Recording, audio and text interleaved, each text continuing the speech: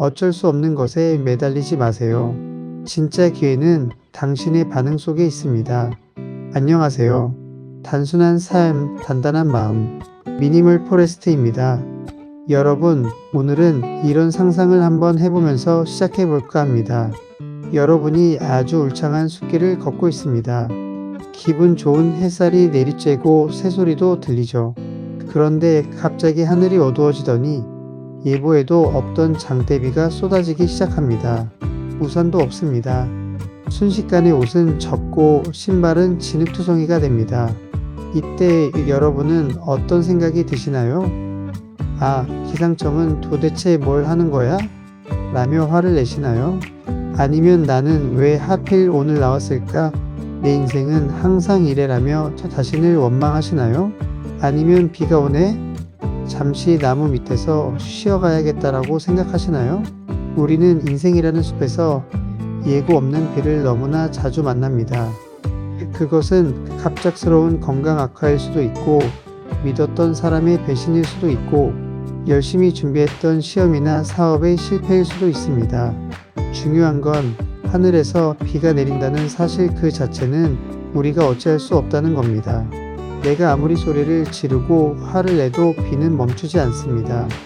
하지만 그 비를 대하는 나의 태도, 나의 마음가짐은 100% 나의 통제 안에 있습니다. 오늘 미니멀 포레스트에서는 내 힘으로 어쩔 수 없는 일과 내가 할 수 있는 일을 명확히 구분하고 불필요한 고통을 덜어내는 마음의 미니멀리즘에 대해 이야기해 보려 합니다. 인생의 무거운 짐을 내려놓고 싶은 분이라면 오늘 이야기가 작은 쉼표가 되길 바랍니다. 여러분, 자극과 반응 사이에는 공간이 있다라는 말을 들어보셨나요? 이 말의 의미를 가장 처절한 상황에서 증명해낸 사람이 있습니다. 바로 죽음의 수용소라 불리는 아우슈비츠에서 살아남은 심리학자 빅터 프랭클입니다.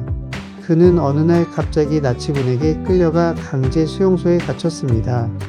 그곳은 인간의 존엄성이라고는 찾아볼 수 없는 지옥이었습니다. 사랑하는 가족과 생이별을 했고 입고 있던 옷부터 신분, 이름, 심지어 머리카락 한 올까지 모든 것을 빼앗겼습니다. 매일매일 동료들이 가스실로 끌려가는 것을 목격해야 했습니다. 객관적으로 볼 때 그는 자신의 인생에서 통제할 수 있는 것이 아무것도 없었습니다. 먹는 것, 자는 것, 심지어 죽는 것조차 마음대로 할 수 없었으니까요. 보통 사람이라면 미쳐버리거나 삶을 포기했을 그 상황에서 빅터 프랭클은 놀라운 사실을 하나 깨닫습니다. 그들이 내 모든 것을 빼앗아 갈 수는 있어도 단 한 가지는 빼앗을 수 없다. 바로 이 상황을 어떻게 받아들일지 결정하는 나의 자유다. 그는 수용소의 끔찍한 환경이라는 자극과 그에 대한 자신의 반응 사이의 공간을 만들었습니다.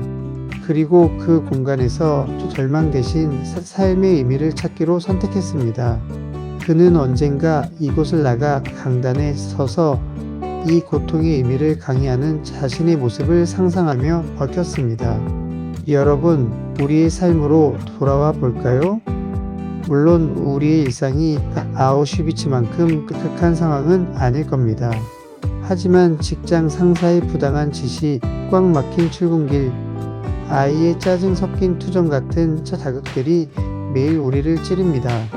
그때 우리는 대부분 자동반사적으로 반응합니다. 화를 내거나 짜증을 내거나 우울해하죠. 하지만 기억하세요. 그 자극과 반응 사이에는 반드시 공간이 있습니다. 그 공간에서 잠시 멈추고 내가 어떤 태도를 취할지 선택하는 것.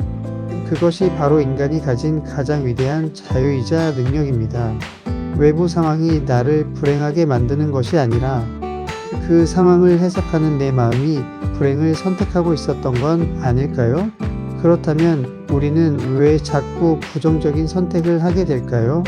우리는 이미 일어난 일에 대해 나 자신을 탓하느라 에너지를 다 써버립니다.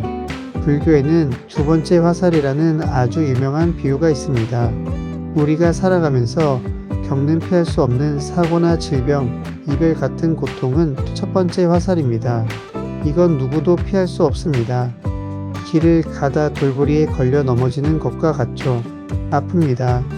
피가 날 수도 있고요. 그런데 어리석은 사람은 거기서 끝나지 않습니다. 넘어진 자신을 보며 이렇게 생각합니다. 나는 왜 이렇게 조심성이 없을까? 지난번에도 넘어지더니 나는 구제불능이야. 다들 잘 걷는데 나만 뒤처지는구나. 이것이 바로 두 번째 화살입니다. 첫 번째 화살은 물리적인 고통이지만 두 번째 화살은 내가 나에게 쏘는 심리적인 고통입니다. 더 무서운 건 세 번째, 네 번째 화살을 계속해서 쏘아댄다는 겁니다. 내가 그때 그 선택을 하지 않았더라면이라는 후회의 화살, 내가 못나서 이런 일이 생겼어라는 자책의 화살, 이미 벌어진 일은 내 손을 떠난 과거입니다. 그것을 되돌릴 방법은 신에게도 없습니다. 그런데 우리는 그 과거를 붙들고 끊임없이 자신을 괴롭힙니다. 마치 내가 계속 괴로워하고 자책하면 과거의 실수가 만회될 것처럼 착각하기 때문입니다.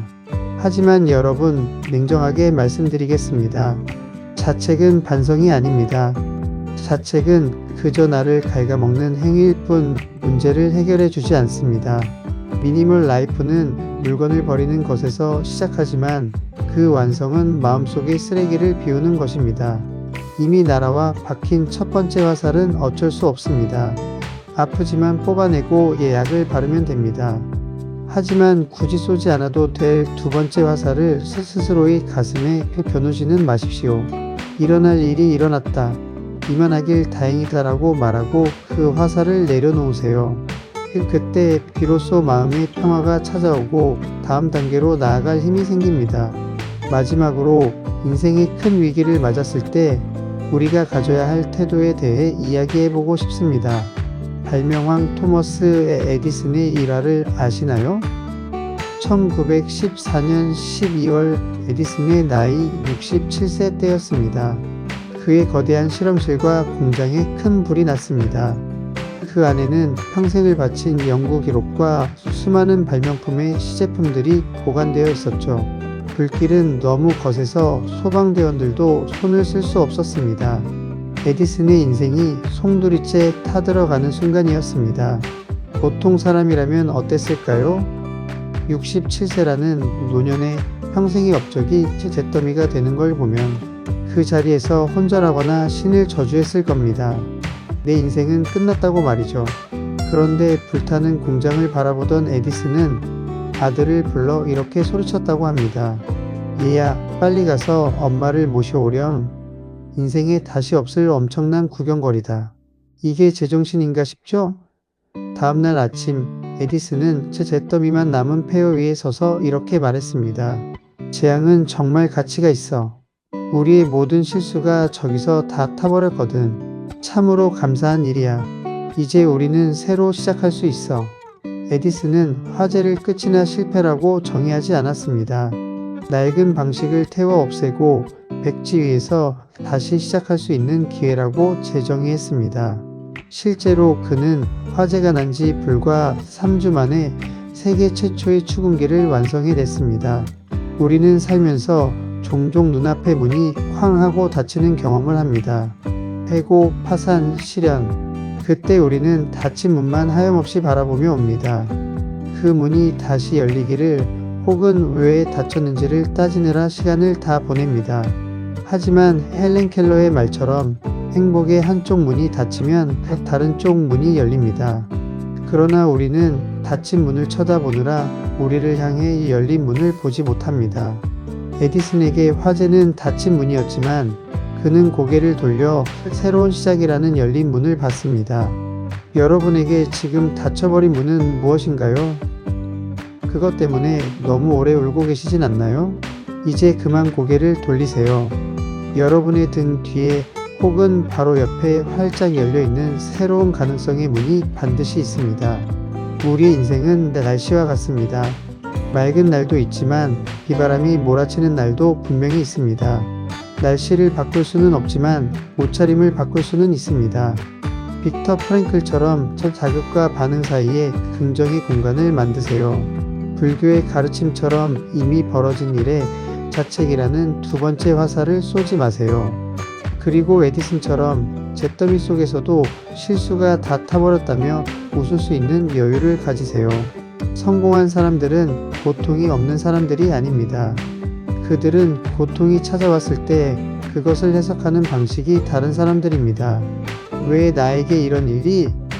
라고 묻는 대신 이 일을 통해 나는 무엇을 배울 수 있는가?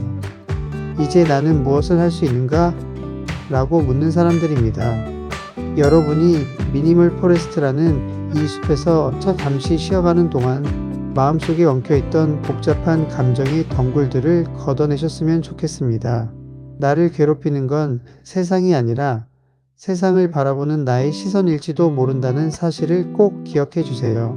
떠날 때가 되었으니 이제 각자의 길을 갑시다. 과거라는 무거운 짐은 내려놓고 오늘이라는 가벼운 발걸음으로 나아갑시다. 닫힌 문 앞에서 울지 말고 열린 문을 향해 당당히 걸어가는 여러분이 되시기를 진심으로 응원합니다. 오늘도 여러분의 삶이 단순하고 단단하며 숲처럼 평온하기를 바랍니다. 지금까지 미니멀 포레스트였습니다. 감사합니다.